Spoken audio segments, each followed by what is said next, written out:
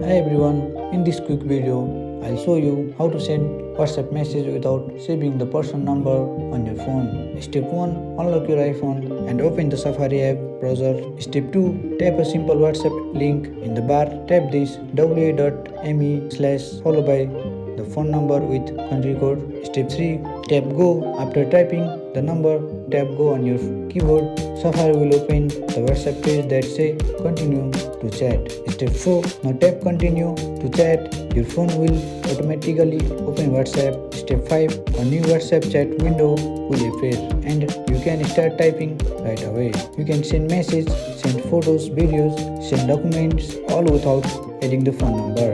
And that's it. Now you know how to send WhatsApp message without saving any number. I hope you like this video. If you find this video helpful, drop some likes. Thanks for watching. See you in the next video.